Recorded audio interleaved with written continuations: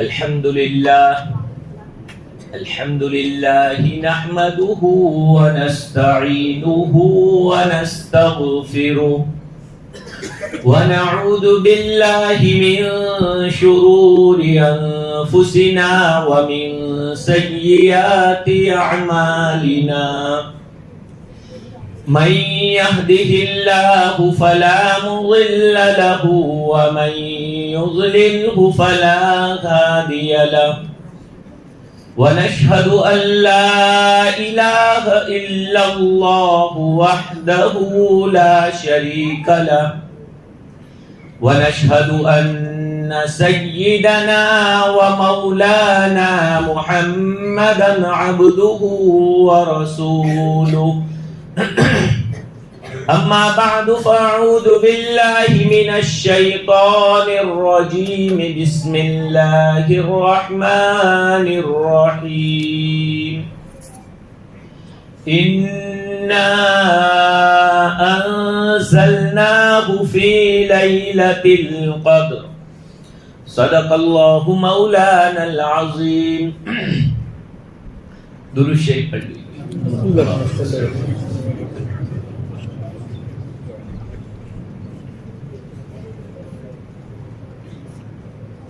معزز بزرگوں، عزیز ساتھیوں اور پیارے ایمانی بھائیوں، اللہ رب العالمین کا بہت بڑا احسان ہے کہ اس نے رمضان المبارک کے مبارک مہینے کے اندر ختم قرآن کریم کی محفل میں ہم سب کو شریک فرمایا.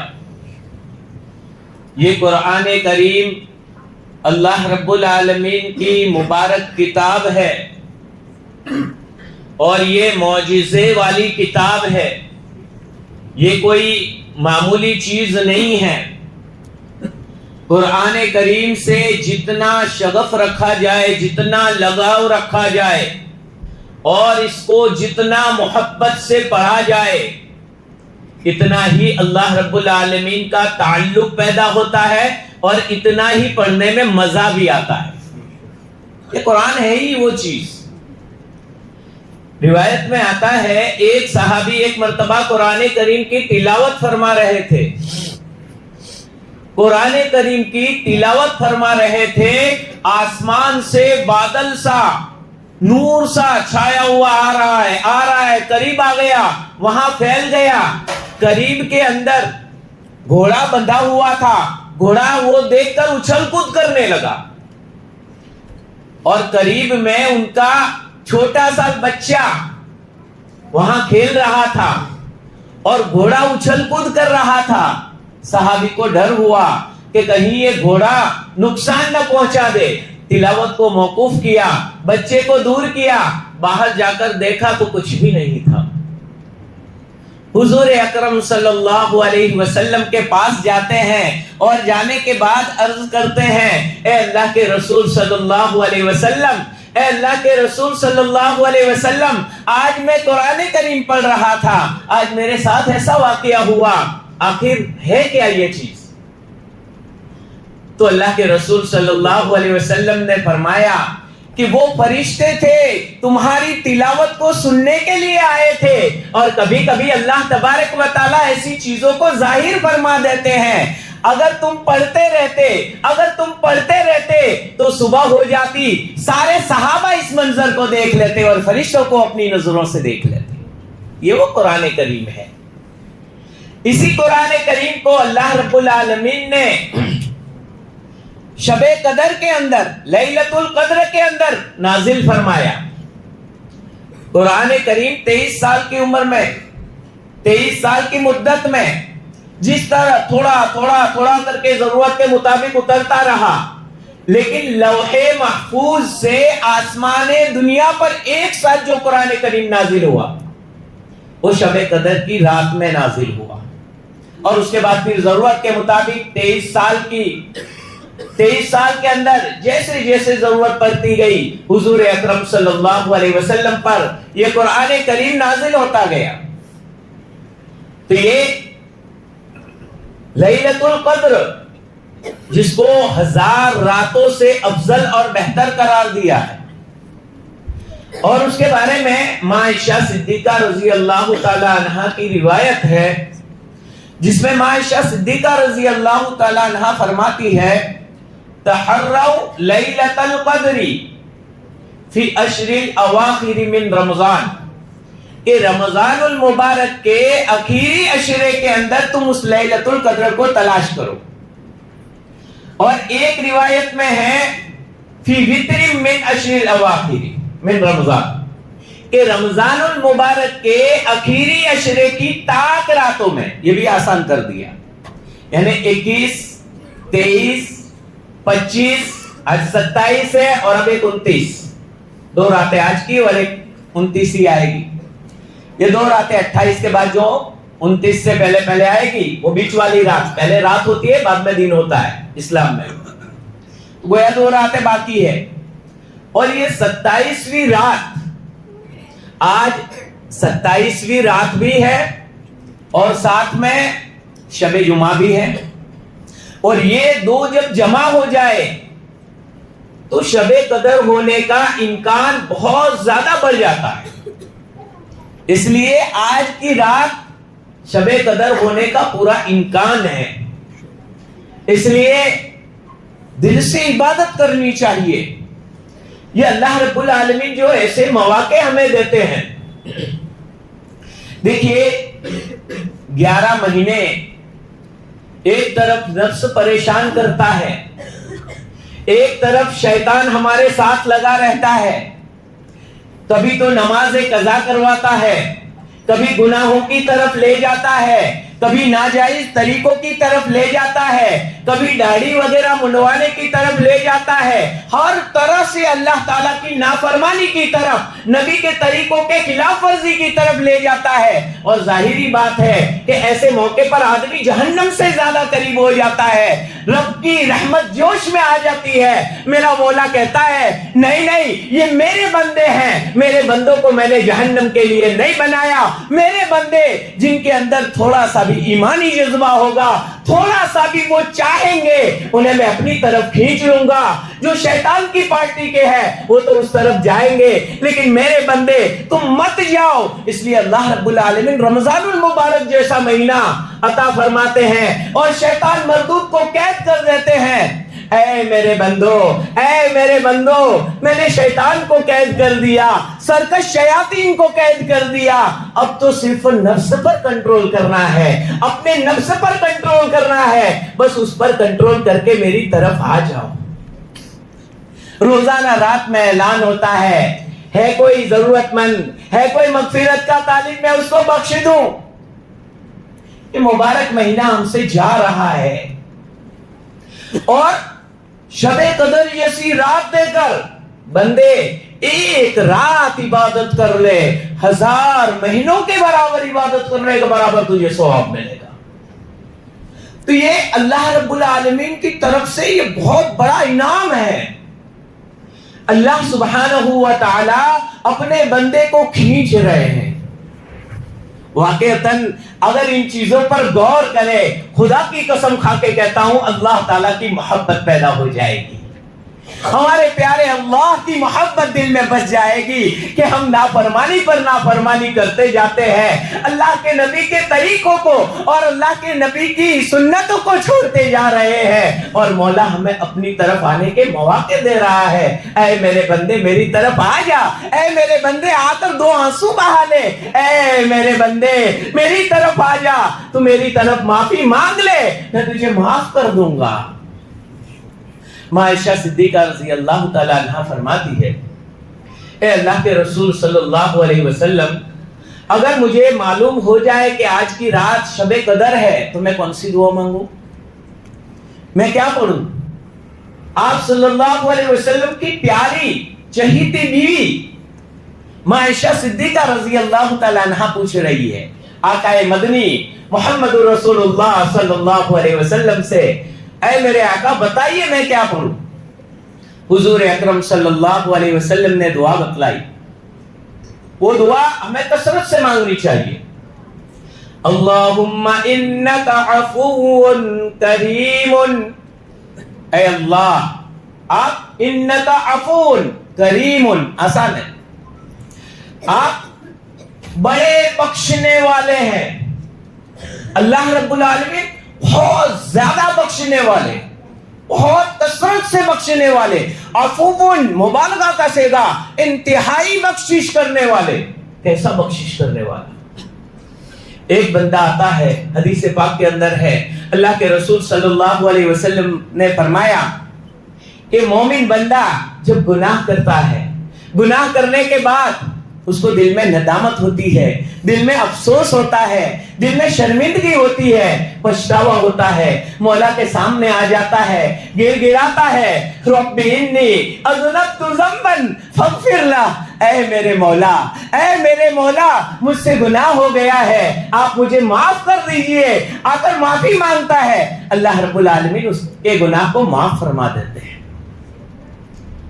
غفلت کی وجہ سے دوبارہ گناہ ہو جاتا ہے، پھر بندہ آتا ہے، رب انی اذنبت ذنبا فاغفر لہ، اے میرے پروردگار، اے میرے پالنے والے اللہ، مجھ سے گناہ ہو گیا ہے، آپ مجھے بخش دیجئے.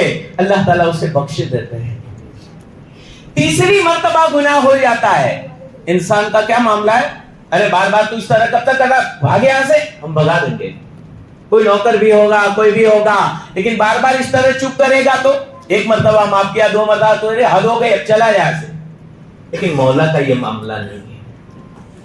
حدیث شریف میں آتا ہے، اللہ کے نبی صلی اللہ علیہ وسلم فرماتے ہیں تیسری مرتبہ گناہ کرتا ہے اور آ کر کہتا ہے رب انی اذنبت ذنبا فاغفر لہ، اے میرے مولا مجھے افسوس ہو رہا ہے، واقعی تو میں نے تیسری مرتبہ گناہ کر لیا، آپ مجھے معاف فرما دیجئے. اللہ رب العالمین فرماتے جا میرے بندے، جب تک گناہ کر کے تو اس طرح توبہ کرتا رہے گا میں ہر مرتبہ تجھے معاف کر دیا. جا. کیسا کریم ذات. اللہم انکا عفو کریم، اے اللہ آپ کی ذات بہت زیادہ بخشنے والی ہے. اللہ کی ذات بہت زیادہ بخشنے والی، بڑا معاف کرنے والا. بار بار گناہوں کے باوجود کیا کہتا ہے؟ ارے بندہ جب تک تو ایسا کرتا رہے گا میں معاف کرتا رہوں گا، جا جو چاہے کر جا. یہ اللہ رب العالمین اتنا کریم، انکا عفو، اور ساتھ میں ہے کریم، کریم کرم والا. یہ اللہ تعالیٰ کا ایک صفاتی نام ہے. کیا مطلب اس کا؟ کریم کا مطلب ہوتا ہے، ایک تو ہے کہ مستحقین کو دیا جائے، اور ایک ہے کہ کوئی آدمی مستحق نہیں ہے، اہل نہیں ہے، ہماری ساری زبان میں کہ لائق نہیں ہے، نالائق ہے، ایسے کو بھی نوازنے والا، اس کو کہا جاتا ہے کریم. تو اے اللہ، اللہم انکا عفو کریم، اے اللہ آپ خوب معاف کرنے والے اور کریم ہے، کرم والے ہیں. اللہم انکا عفو کریم تحب العفو، معافی کو پسند کرتے ہیں، معاف کرنے کو پسند کرتے ہیں. اور میں معاف کرنا بھاری پڑتا ہے کہ بار بار کون معاف کرے؟ مولا معاف کرنے کو پسند کرتا ہے. تحب العفو، یہ تیسرا جملہ. اللہم انکا عفو کریم تحب العفو فاعف عنی، بس مجھے معاف کر دیجئے. فاعف عنی، بس مجھے معاف کر دیجئے. کتنی پیاری دعا. حضور اکرم صلی اللہ علیہ وسلم نے اپنی پیاری بیوی کو کتنی پیاری دعا سکھلائی شب قدر کے لیے. ہمیں بھی اس دعا کو یاد کر کے مانگنا چاہیے. اللہم انکا عفو کریم تحب العفو فاعف عنی. آسان ہے الفاظ بھی. تو یہ دعا اللہ کے نبی صلی اللہ علیہ وسلم نے تلقین فرمائی، بتلائی اپنی بیوی کو کہ یہ دعا تم کثرت سے مانگا کرو. معلوم ہوا کہ ایسی مبارک رات نصیب ہو جائے تو ہمیں کثرت سے استغفار کر کے اپنے گناہوں کو معاف کروانا چاہیے. آج کل ہمارے یہاں تو ایک چل پڑا ہے، کون سی رات ہے بھائی؟ جاگنی رات ہے. جاگنی رات یعنی اجاگرا کرنے کا، چاہے بائک لے کے گھومتے رہو یا ادھر ادھر پان کی پچکاریاں لگاتے رہے اور ادھر ادھر دوسروں کی غیبت کر کے گناہ کرتے رہے، یاد رکھے برکتی اوقات میں جیسے نیک عمل کرنے کا اجر بڑھ جاتا ہے، اسی طرح گناہ کرو گے گناہ کا وبال بھی بڑھ جائے گا، اس لیے کہ ناقدری ہے رب کی۔ تو طے کر رہے کہ نہیں، ہمیں عبادت کی رات بنانا ہے اس کو، یہ جاگنی رات نہیں، عبادت کی رات ہے۔ لیلۃ القدر جو ہے وہ عبادت کی رات ہے، صرف جاگنے کی رات نہیں ہے۔ جتنی ہو سکے اللہ رب العالمین کی عبادت کرے، رات کو عشاء کی نماز تراویح وغیرہ پڑھی، جتنا ہو سکے اللہ تعالیٰ کی عبادت کرے، ہو سکے صلاۃ التسبیح پڑھے۔ صلاۃ التسبیح کا مختصر طریقہ بتلا دیتا ہوں کہ صلاۃ التسبیح زندگی میں ایک مرتبہ تو ضرور پڑھنی چاہیے، ہو سکے تو سال میں ایک مرتبہ، ہو سکے تو مہینے میں، اور ہو سکے تو ہفتے میں ایک مرتبہ پڑھ لینا چاہیے، بخشش ہوتی ہے، اس سے مغفرت ہوتی ہے۔ سب سے پہلے نیت باندھیں گے کہ 4 رکعت صلاۃ التسبیح کی نماز پڑھتا ہوں واسطے اللہ کے، اللہ اکبر کہہ کے نیت باندھ لیں گے، اور نیت باندھنے کے بعد ثنا پڑھیں گے، جیسے عام نماز میں ہم ثنا پڑھتے ہیں سبحان اللہ، وہ پوری ثنا پڑھیں گے، اور ثنا پڑھنے کے بعد پھر سبحان اللہ والحمد للہ ولا الہ الا اللہ واللہ اکبر، یہ کلمہ تیسرا کلمہ، اس کو 15 مرتبہ پڑھنا ہے۔ 15 مرتبہ پڑھنے کے بعد پھر اعوذ باللہ من الشیطان الرجیم بسم اللہ الرحمن الرحیم یہ پڑھ کر سورہ فاتحہ پڑھیں گے، اور اس کے بعد پھر سورت وغیرہ پڑھیں گے کوئی بھی، جیسے نماز میں عام طور پر پڑھتے ہیں، اور یہ پڑھنے کے بعد پھر 10 مرتبہ وہی سبحان اللہ والحمد للہ ولا الہ الا اللہ واللہ اکبر، اس کو 10 مرتبہ پڑھ لیں گے۔ تو یہ 15 اور 10 25 مرتبہ ہوا۔ پھر اللہ اکبر کہہ کے رکوع میں جائیں گے، اور رکوع میں جائیں گے تو رکوع میں پہلے 3 مرتبہ یا 5 مرتبہ جیسا وقت ہے تسبیح پڑھیں گے، سبحان ربی العظیم سبحان ربی العظیم سبحان ربی العظیم، اور یہ 3 مرتبہ پڑھنے کے بعد پھر 10 مرتبہ وہی سبحان اللہ والحمد للہ ولا الہ الا اللہ واللہ اکبر، یہی 10 مرتبہ پڑھیں گے۔ پھر سمیع اللہ لمن حمیدہ ربنا لک الحمد کہہ کے کھڑے ہو جائیں گے، اور پھر رکوع سے کھڑے ہونے کے بعد پھر 10 مرتبہ پڑھیں گے۔ پھر اسی طرح سے سجدے میں جب جائیں گے تو سجدے کے اندر 10 مرتبہ تسبیح، 3 مرتبہ سبحان ربی الاعلی پڑھنے کے بعد، پھر سجدے 2 سجدوں کے درمیان میں 10 مرتبہ، پھر دوسرے سجدے میں جائیں گے اس میں 10 مرتبہ، یہ ایک رکعت کے اندر 75 مرتبہ ہو جائے گا، اور 4 رکعت میں پھر 300 مرتبہ ہو جائے گا۔ 2 قاعدے میں جو بیٹھتے ہیں وہاں تحیات ہی پڑھنا ہے، وہاں پڑھنا نہیں ہے، تو یہ آسانی کے ساتھ پھر سیدھے دوسرے سجدے کے بعد سیدھے کھڑے ہو جائیں گے۔ تو یہ اس طرح یہ نماز پڑھے، اس کے ذریعے سے گناہ معاف ہوتے ہیں، اور سب سے زیادہ اہم اور ضروری مومن کے لیے نماز قضا ہونی ہی نہیں چاہیے، جب بھی قضا ہو تو فوراً ادا کر لینا چاہیے۔ لیکن عام طور پر ہمارے معاشرے میں اور ماحول میں، جہالت کے ماحول میں بہت زیادہ نماز قضا ہوتی ہے، تو ان کو خاص طور پر میں ایسی مبارک راتوں میں مشورہ دیتا ہوں کہ کھڑے ہو جائے، اے اللہ سب سے پہلی فجر کی نماز جو میرے ذمہ باقی ہے وہ فجر کی نماز پڑھتا ہوں، اللہ اکبر، فجر کی ایک نماز ہو گئی۔ پھر 4 رکعت ظہر کی نماز پڑھ لو، پھر اس کے بعد 4 رکعت عصر کی نماز پڑھ لو، اس کے بعد 3 رکعت مغرب کی، 4 رکعت فرض اور 3 وتر یہ عشاء کی، کل ملا کر 20 رکعت ہو گئی۔ 20 رکعت کے اندر ایک دن کا قرضہ ادا، بیوہ ہو جاتا ہے نا، قرضہ ہو جاتا ہے، یہ ایک دن کا اللہ تعالیٰ کا قرض ادا ہو گیا۔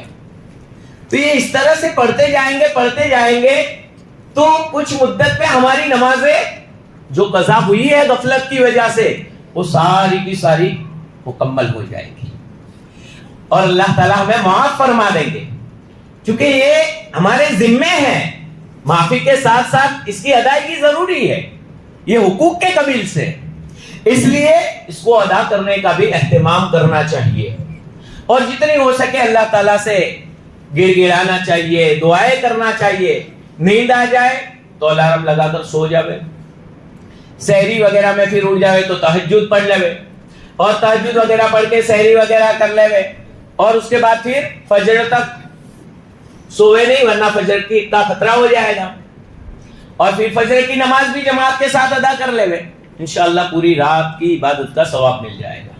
اس لیے کہ ایک حدیث میں ہے کہ جس نے عشاء کی نماز کو جماعت کے ساتھ ادا کر لیا اور فجر کی نماز کو بھی جماعت کے ساتھ ادا کر لیا تو پوری رات عبادت کرنے کا اسے ثواب ملتا ہے۔ اور ہم تھوڑا بیچ میں جتنی ہو سکے عبادت بھی کر لیں گے تو اور زیادہ ہمارے لیے پوری رات عبادت کی ہو جائے گی۔ خیر اللہ رب العالمین سے دعا فرمائے اللہ رب العالمین ہمیں عمل کرنے کی توفیق نصیب فرمائے۔ سننا تو بے شمار ہوتا ہے، صرف سننا یہ اصل نہیں ہے، اصل عمل کرنا ہے۔ اللہ تعالی ہمیں عمل کی توفیق نصیب فرمائے۔ آج مبارک مجلس ہے، ختم قرآن کے موقع پر دعائیں قبول ہوتی ہے، اس لیے اب دل سے انشاءاللہ دعا کریں گے۔ دعا کے لیے سب ساتھی اللہ تبارک و تعالیٰ کی طرف پوری طرح متوجہ ہو جائے، ہماری پوری توجہ اللہ تعالیٰ کی طرف ہونی چاہیے، اس سے دل لگا لینا ہے، اور دل میں یہ یقین رکھے اللہ تعالیٰ بندے کے ساتھ ایسا معاملہ کرتے ہیں جیسا بندہ اس کے ساتھ گمان رکھتا ہے۔ ہماری تو دعائیں قبول نہیں ہوتی، آپ کی قبول ہوتی ہے، ہرگز ایسا مت کہو۔ آپ کی بھی ہوتی ہے، اللہ والوں کی بھی ہوتی ہے، اللہ والوں کی جلدی ہوتی ہے تو ہماری تھوڑی اور زیادہ مانگنا پڑے گا، لیکن ہوگی ضرور۔ دعا اللہ تعالیٰ ہر ایک کی سنتا ہے، اس لیے دل میں یہ رکھے اللہ تعالیٰ ہماری ضرور دعا قبول فرمائیں گے، یہ دل میں رکھے، اور اللہ تعالیٰ کی طرف توجہ رکھ کر صحیح طرح سے دعا کرنا ہے۔ دعا کے آداب میں سے اللہ تعالیٰ کی تعریف کی جائے، پہلے تعریف میں دوسرا کچھ یاد نہ ہو تو الحمدللہ رب العالمین اتنا تو پڑھ لے، پھر درود شریف پڑھ لے، اور درود شریف پڑھنے کے بعد پھر سکون سے ہم اللہ تعالیٰ کی طرف دل لگا کر مانگیں گے۔ بہت ضرورت ہے، بہت ہمارے گناہ اتنے بڑھ گئے ہیں، یہ جو آفتیں آ رہی ہے نا ہمارے گناہوں کی وجہ سے آ رہی ہے، یہاں سے ایسے اعمال جا رہے تو پھر دعائیں کہاں سے قبول ہوگی؟ بہت واقعتاً ہمیں اللہ تعالیٰ کو منانے کی ضرورت ہے۔ اللہ تعالیٰ ہم سے ناراض ہے، اللہ تعالیٰ ہم سے روٹھ چکا ہے، یوں کہہ لو، تو اللہ تعالیٰ کو ایسی مبارک راتوں میں منانے کی ضرورت ہے۔ اللہ تعالیٰ کی طرف توجہ کر لیجئے۔ اللہ تعالیٰ کی توفیق سے دیکھیے یہاں ہم جمع ہوئے ہیں اس مبارک رات میں، شب برات ہو یا شب قدر ہو، یہ راتیں مغفرت کی راتیں ہوتی ہے۔ ایسی راتوں میں اللہ تعالیٰ مغفرت فرماتے ہیں، لیکن دل میں دشمنی رکھنے والے، دل میں کینہ رکھنے والے، آپس میں تعلقات توڑنے والے، ایسے لوگ اللہ تعالیٰ کو پسند نہیں ہے، اور اتنے پسند نہیں ہے کہ ایسے لوگوں کی مغفرت بھی اللہ تعالیٰ نہیں فرماتے۔ اس لیے خاص طور پر میرے بھائیوں، اگر کسی سے بھی قطع تعلق وغیرہ یا ایسا ہے، گلے مل لے، اس سے معافی مانگ لے آپس میں۔ دنیا میں معافی مانگ لینا ناک نہیں کٹے گی، اللہ تبارک و تعالیٰ جنت میں اونچا درجہ بلند فرمائیں گے۔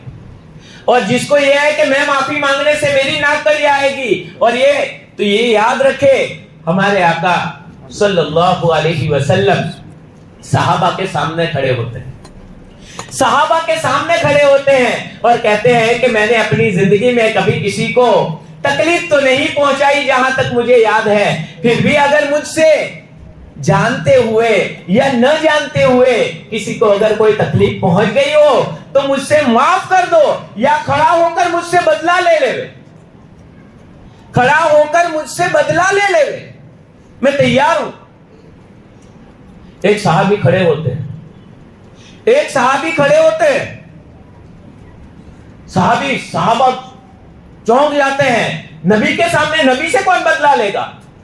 حضور اکرم صلی اللہ علیہ وسلم نے فرمایا دنیا کی رسوائی آخرت کی رسوائی کے مقابلے میں بہت بڑی ہے، بدلہ لینے دیجیے ان کو۔ صحابی آئے اور کہا کہ اللہ کے رسول صلی اللہ علیہ وسلم، میں سواری میں آپ کے پیچھے بیٹھا تھا، آپ سواری کو کوڑا لگاتے ہوئے وہ کوڑا مجھے لگ گیا تھا، وہ کوڑا مجھے لگ گیا تھا، میرے بدن پر لگ گیا تھا. اللہ کے رسول صلی اللہ علیہ وسلم نے فرمایا معاف کر دو، اور اگر معاف نہیں کرتے تو بدلہ لے لو، وہ کوڑا مجھے مار دو. کہا اللہ کے رسول صلی اللہ علیہ وسلم معاف فرمائے، لیکن جس وقت مجھے کوڑا لگا تھا تو اس وقت میرے بدن پر کپڑا نہیں تھا، کھلے بدن مجھے کوڑا لگا تھا. اللہ کے رسول صلی اللہ علیہ وسلم نے اپنی چادر مبارک کو پھینک دیا اور بدن کو کھلا کر دیا اور کہا کہ لو بدلہ لے لو، لیکن آخرت میں بوجھ میں برداشت کرنے کے لیے تیار نہیں. یہ کون؟ انبیاء کے سردار، امام الانبیاء، جن کا ہم نام عزت کے ساتھ لیتے ہیں. ایسے بڑے نبی، ان سے تو ہم بڑے نہیں. صحابی تھے، صحابی نے کہا اللہ کے رسول گستاخی معاف، مجھے مہر نبوت کو دیکھنا تھا، مہر نبوت کو چوم لیا اور چوم کر رونے لگے. اے اللہ کے رسول صلی اللہ علیہ وسلم معاف فرمائے، دل میں ایک تمنا تھی کہ آپ کی مہر نبوت کو دیکھوں. اللہ کے رسول صلی اللہ علیہ وسلم کے دو کندھوں کے بیچ میں اللہ تعالیٰ کی طرف سے مہر نبوت تھی. کہا اللہ کے رسول صلی اللہ علیہ وسلم اسے دیکھنا چاہتا تھا، اس لیے میں نے یہ گستاخی کی. خیر، تو دیکھیے اللہ کے رسول صلی اللہ علیہ وسلم سے بڑے تو نہیں ہیں نا ہم، اس لیے آپس میں اللہ کے واسطے یہ حالات کیسے چل رہے ہیں، مسلمانوں کو توڑنے کی کوششیں کی جا رہی ہے، مسلمانوں کو مٹانے کی کوششیں کی جا رہی ہے. ایسے موقع پر اگر مسلمان آپس میں لڑتے رہے، مسلمان آپس میں اختلاف کرتے رہے اور آپس میں ہم ٹوٹتے رہے، اتنی بری بات ہے. تو آپ تمام کو اللہ کے رسول کا واسطہ دیتا ہوں، میرے بھائیوں، آپس میں کچھ توڑ ہو، رنجش ہو، ملاقات کر لے، مصافحہ کر لے، اور یہ مجلس کے بعد دعا کے بعد گلے مل جائے. ابھی نیت کر لے کہ بس گلے مل جانا ہے مجھے. اللہ تعالی ہم سب کو عمل کی توفیق نصیب فرمائے.